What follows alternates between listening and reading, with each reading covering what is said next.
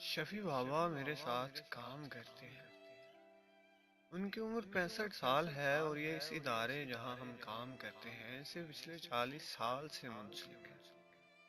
ان کی 2 بیٹیاں اور 3 بیٹے ہیں۔ شفیع بابا بہت ہی نفیس، محبت کرنے والے اور باہمت شخص ہیں۔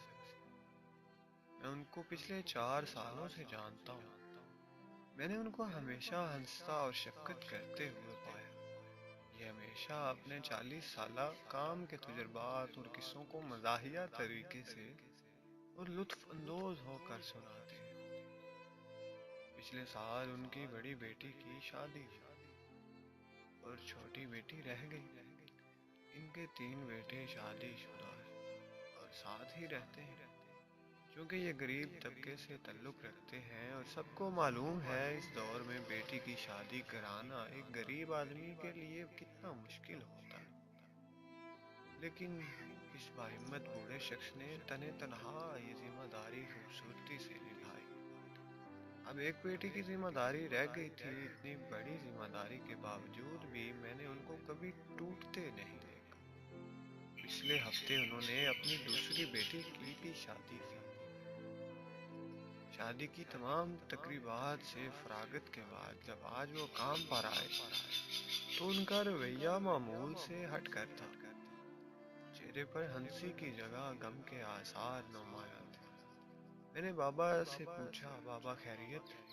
آج کچھ بوجھے بوجھے سے لگ رہے ہیں، سب ٹھیک ہے نا؟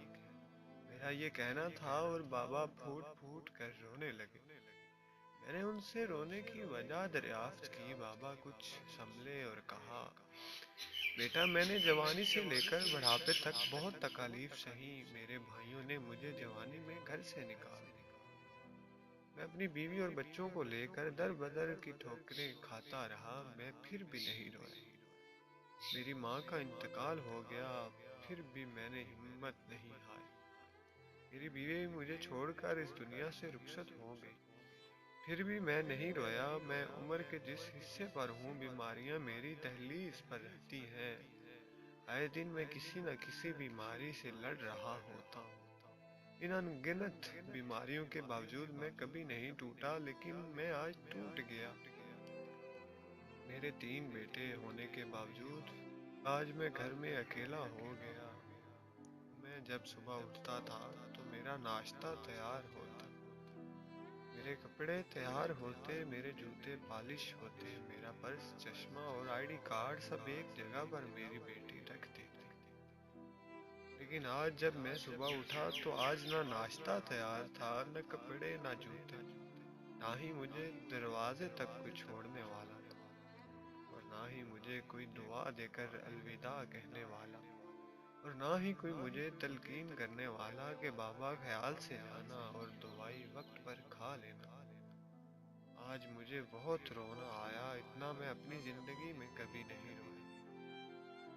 یہ سن کر میں بھی اداس ہو گیا۔ مجھے اس وقت بیٹی کی اہمیت کا اندازہ ہوا۔ بیٹی پرائی ہو کر بھی کبھی پرائی نہیں ہوتی اور بیٹا اپنا ہو کر بھی پرایا ہو جاتا۔ بیٹی واقعی بیٹی